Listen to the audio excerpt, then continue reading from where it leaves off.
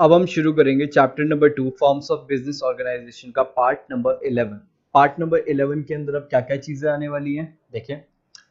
सारी पार्टनरशिप खत्म हो चुकी है। पार्टनरशिप एक बड़ा टॉपिक था जिसमें टाइप्स भी थे, पार्टनर्स के टाइप भी थे, पार्टनरशिप के टाइप थे, पार्टनरशिप डीड भी था, उसको कैसे रजिस्टर कराएंगे, ये सारी चीजें थी। ठीक है, एचयूएफ खत्म है, पार्टनरशिप खत्म है और सोल प्रोप्राइटर खत्म है। ये बहुत बड़ा चैप्टर है और सबसे ज्यादा इंपॉर्टेंट चैप्टर है, इसलिए इस पर ध्यान देना जरूरी है और बड़ा चैप्टर है। सबसे बड़ा चैप्टर यही है आपकी पूरी बुक का। ठीक है, तो पार्ट नंबर 11 तक हम आ चुके हैं। Cooperative society.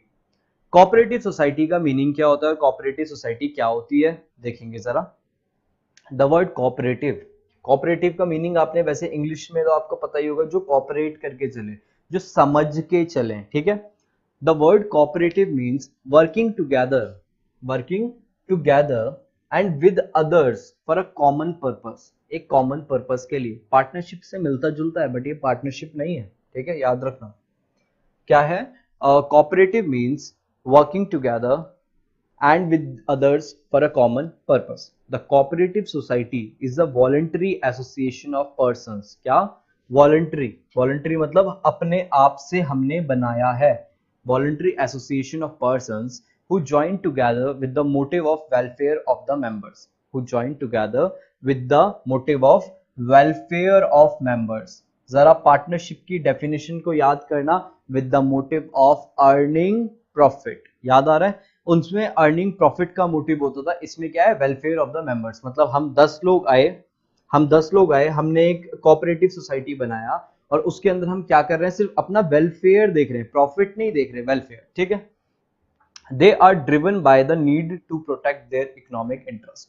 ये किसके थ्रू काम कर रहे हैं, ये ड्रिवन हो रहे हैं किससे, by the need to protect their economic interest. ठीक है, in the face of possible exploitation and at the hands of the middlemen obsessed with the desire to earn greater profits. इसका सबसे बड़ा एग्जांपल है अमूल। अमूल कोई कंपनी नहीं है, मैंने पहले भी बताया था, ये कोऑपरेटिव सोसाइटी है। ठीक है, इसके अंदर क्या होता है, एक आपको पता होगा मिडिलमैन होते हैं। मिडिलमैन मतलब जब आप कोई सामान बेचते हो फैक्ट्री से, अगर आप डायरेक्ट कस्टमर को बेचने की बजाय किसी और को बीच में देते हो, जैसे होलसेलर होते हैं या रिटेलर होते हैं, तो वो अपना कमीशन ज्यादा रख लेते हैं। ठीक है, तो उस वाले केस में, क्योंकि अभी ये सारी चीजें इकोनॉमिक्स की हैं, तो इकोनॉमिक्स में ये डिस्कस हो रखी है, आप इकोनॉमिक्स में समझ लेना। अभी के लिए बस इतना समझ लो कि इनको बचाने के लिए ये सारी चीजें मिडलमैन के हाथ से एक्सप्लॉइट होने से बढ़िया हम क्या करते हैं, कोऑपरेटिव सोसाइटी बना लेते हैं, जिससे हम प्रॉफिट ज्यादा कमाना शुरू कर देते हैं। The cooperative society is compulsory required to be registered under the cooperative societies act 1912। आपको ये याद रखने की कोई जरूरत नहीं है इसका नाम, बस आपको ये पता होना चाहिए कि ये क्या है, ये याद रखने की कोई जरूरत नहीं है। बस आपको ये जरूर पता होना चाहिए कि compulsory required to get registered. ठीक है, अभी तक आपने देख लिया सोल प्रोप्राइटर कोई गवर्न ही नहीं है तो रजिस्ट्रेशन की बात नहीं है। एचयूएफ हिंदू लॉ के अकॉर्डिंग चलता है। पार्टनरशिप एक्ट 1932 के हिसाब से चलती है। क्या उसको कंपलसरी है रजिस्टर करवाना? बिल्कुल भी नहीं कंपलसरी है, आपकी मर्जी है। ठीक है, but it is advisable to get registered. ठीक है, आप रजिस्टर करवा सकते हो। अब यहाँ पे बात करेंगे कोऑपरेटिव सोसाइटी, तो इसको कंपलसरी रजिस्टर करवाना जरूरी है under the cooperative society act 1912। The process of setting up a cooperative society is simple enough, and at the most what is required is the consent of at least 10 adult person to form a society. ठीक है, simple सी चीज है। कैसे इसको बनाते हैं, at least बोला, ज्यादा से ज्यादा कितने भी हो सकते हैं, बट कम से कम 10 अडल्ट मेंबर्स के क्या होने चाहिए, कंसेंट होना चाहिए। कंसेंट का मतलब इनकी हाँ होनी चाहिए, इनकी यस होनी चाहिए, किस बात पे, to form a society. The capital of a society is raised from its member through issue of shares. Shares क्या होता है कंपनी के टाइम पे समझाऊंगा, अभी के लिए बस इतना समझ लो कि इश्यू ऑफ शेयर्स के टाइम पे अभी दो चीजें पेंडिंग है मुझे जो कंपनी में समझानी है। एक तो याद है सोल प्रोप्राइटर में फीचर में था नो सेपरेट एंटिटी, एक मुझे वो समझाना है, अभी तक वो पेंडिंग है, कंपनी में समझेंगे। और इश्यू ऑफ शेयर्स क्या होता है ये भी कंपनी में समझेंगे, अभी बस इतना समझ लो। कैपिटल जो होती है सोसाइटी की रेस की जाती है मेंबर के थ्रू। ये कोऑपरेटिव सोसाइटी का पूरा है। कोऑपरेटिव सोसाइटी इतना इंपॉर्टेंट नहीं है, मैं अभी से एक्सप्लेन कर देता हूं आपको एग्जाम में जो जनरली पूछा जाएगा, सबसे ज्यादा क्वेश्चनिंग होगी आपकी कंपनी से, फिर आपकी क्वेश्चनिंग होगी पार्टनरशिप से, फिर आपकी क्वेश्चनिंग होगी सोल प्रोप्राइटर से, फिर आपकी क्वेश्चनिंग होगी एचयूएफ से, और एंड में कुछ क्वेश्चनिंग होगी तो इससे होगी, फीचर्स ऑफ मतलब कोऑपरेटिव सोसाइटी से। ये लीस्ट इंपॉर्टेंट माना जाता है, बट ऐसा नहीं है इसको पढ़ाई नहीं करनी, इसको भी पढ़ना जरूरी है क्योंकि आपकी बुक में ये भी है तो जरूर। फीचर्स बताओ कोऑपरेटिव सोसाइटी के।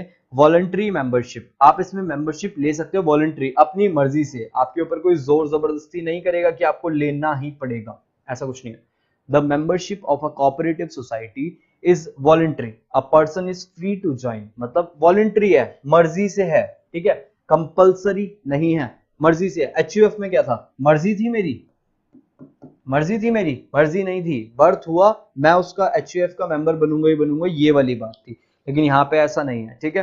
Person is free to join, वो फ्री है ज्वाइन करने के लिए cooperative society, and can also leave any time as per his desire, वो जब चाहेगा ज्वाइन कर लेगा, जब उसको मन करेगा कि मुझे नहीं रहना तो वो चला जाएगा।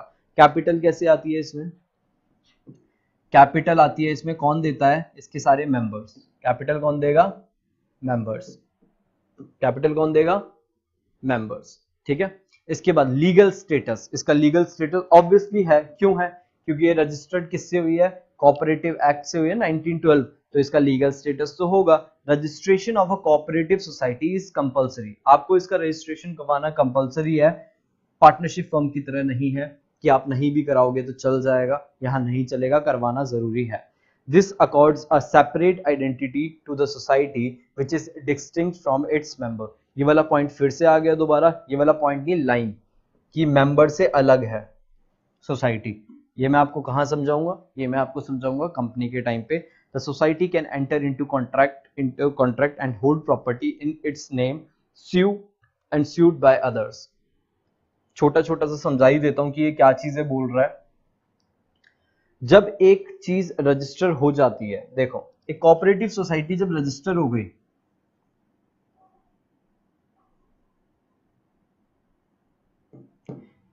एक कोऑपरेटिव सोसाइटी जब रजिस्टर हो जाती है तो उस केस में हम ये बोलते हैं कोऑपरेटिव सोसाइटी भी एक अपना अलग एक मेंबर बन चुका है, ठीक है। कोऑपरेटिव सोसाइटी जैसे हमने करी एबीसी लिमिटेड या एबीसी कोऑपरेटिव सोसाइटी, नाम यही है, ठीक है, एबीसी कोऑपरेटिव सोसाइटी। अब ये अपने नाम पे सामान खरीद भी सकती है, ये अब मेंबर से अलग हो गई है, ठीक है, ये अपने नाम पे सामान खरीद सकती है, इसके ऊपर केस भी कर सकते हैं, ये भी किसी के ऊपर केस कर सकता है, sued by others, और ये केस भी कर सकता है, अपने नाम पे प्रॉपर्टी भी खरीद सकता है। बस अभी के लिए इतना समझ लो। लिमिटेड लायबिलिटी, लायबिलिटी इसकी क्या होती है, लिमिटेड होती है। लिमिटेड आते ही वर्ड आपको समझ में आ गया कि इसके अंदर क्या होगा, आपके पर्सनल असेट कभी भी नहीं बिकेंगे इन केस ऑफ इंसॉल्वेंसी वगैरह, ठीक है। Control, the power to take decision lies in the hands of an elected managing committee, ठीक है। कंट्रोल किसके पास होगा, कंट्रोल सोल प्रोप्राइटर पे, बताओ किसके पास होता था, सोल प्रोप्राइटर पे। एचयूएफ में किसके पास कंट्रोल होता था, कर्ता के ऊपर। पार्टनरशिप में किसके पास कंट्रोल होता था, सारे पार्टनर्स के ऊपर ज्वाइंटली वो एक साथ उसका कंट्रोल रखते थे। बट कोऑपरेटिव सोसाइटी में किसके पास कंट्रोल होगा, the power to take decision, the power to take decision lies in the hands of an elected, मतलब जो ये इलेक्ट करेंगे मैनेजिंग कमिटी। बहुत सारे लोग होते हैं, इसके अंदर नो लिमिट है, ठीक है। कोऑपरेटिव सोसाइटी में मेंबर्स हैं 100 के 100 अगर बोलने लग गए एक साथ तो प्रॉब्लम नहीं हो जाएगी। 100 के 100 बोल रहे हैं कि डिसीजन लेने की बात आई, 100 के 100 कर रहे हैं तो प्रॉब्लम हो जाएगी। तो क्या करते हैं, इन सबका इलेक्शन किया जाता है। ये लोग क्या करते हैं, इलेक्शन करते हैं। इलेक्शन में कैंडिडेट, मतलब इसी 100 में से 2-4 लोग खड़े होंगे, मतलब एक कमेटी खड़ी होगी, फिर उसको इलेक्ट करके जो इनको सबसे बेस्ट लगते हैं ये उसको वोट करके अपना क्या बना देते हैं, जो इनको क्या करेगा, कोऑपरेटिव सोसाइटी को कंट्रोल करेगा। सारे लोग अपना दिमाग लगाएंगे कि यार इस वाले इंसान को ज्यादा आता है, ये ज्यादा समझदार है, तो उसको ये क्या बना देते हैं, मैनेजिंग कमिटी बना देते हैं, which is elected by all the members of society by one man one vote system. One man one vote क्या होता है, 100 लोग हैं, 100 पीपल, तो हर एक इंसान का एक वोट है, ठीक है, मतलब 100 वोट्स होंगे, 100 वोट होंगे। अब ये देख लेंगे, जैसे मान लो 5 मेंबर हैं, A B C D E. अब ये देखेंगे वोट, अब सब 100 लोग हैं, 100 लोगों को बोलेंगे चलो वोट करो, फिर वो वोट करेंगे, फिर वोट का रिजल्ट आएगा कि मतलब सी को कितना आया, 8 लोगों ने वोट किया, डी को कितना किया, 12 ने किया, इसको भी कुछ नहीं किया, इसको भी कुछ नहीं किया, इसको 40 लोगों ने किया बी को। फिर ये देखेंगे बी को सबसे ज्यादा लोगों ने वोट किया, तो बी को ये क्या बना देंगे, कंट्रोल करने वाला कोऑपरेटिव सोसाइटी को। ये चीज भी आपको क्लियर हो चुकी है कि इसका कंट्रोल कैसे डिसाइड होता है। और लास्ट आएगा सर्विस मोटिव। सर्विस मोटिव क्या होता है देखो जरा। द प्राइम पर्पस, प्राइम मतलब पहला, the prime purpose of the society lays emphasis on the value of mutual help and welfare. इनका मेन काम ये नहीं है प्रॉफिट कमाना जैसे पार्टनरशिप और बाकी बिजनेसेस में होता है, इनके लिए सोशल वेलफेयर करना, अपना वेलफेयर करना, ठीक है। The prime purpose of societies lays emphasis on the value of mutual help and welfare, hence the motive of service dominates its working। तभी ये काम अच्छे से करते हैं, इनका ज्यादा प्रॉफिट आपको देखने को वैसे नहीं मिलेगा, बट हाँ ये अपने वेलफेयर के लिए काम कर रहे होते हैं, तो the motive of service dominate कर जाता है किस पे, इट्स वर्किंग पे, ठीक है। तो कोऑपरेटिव सोसाइटी बहुत छोटा सा पॉइंट है। कोऑपरेटिव सोसाइटी क्या होती है, कोऑपरेटिव सोसाइटी ये होती है, ये सारे इसके पॉइंट्स होते हैं और इसके फीचर्स क्या क्या होते हैं आपने सारे देख लिए। बस एक चीज का ध्यान रखना, कोऑपरेटिव सोसाइटी का एग्जांपल हमेशा याद रखना, अमूल। अमूल कोऑपरेटिव सोसाइटी ही होती है, ये कोई कंपनी या पार्टनरशिप फर्म नहीं है, ठीक है। तो यहाँ पे आपका ये वाला पॉइंट कंप्लीट होता है और आपका यहाँ पे पार्ट नंबर 11 भी कंप्लीट होता है चैप्टर नंबर 2 का। इसके बाद हम शुरू करेंगे पार्ट नंबर 12।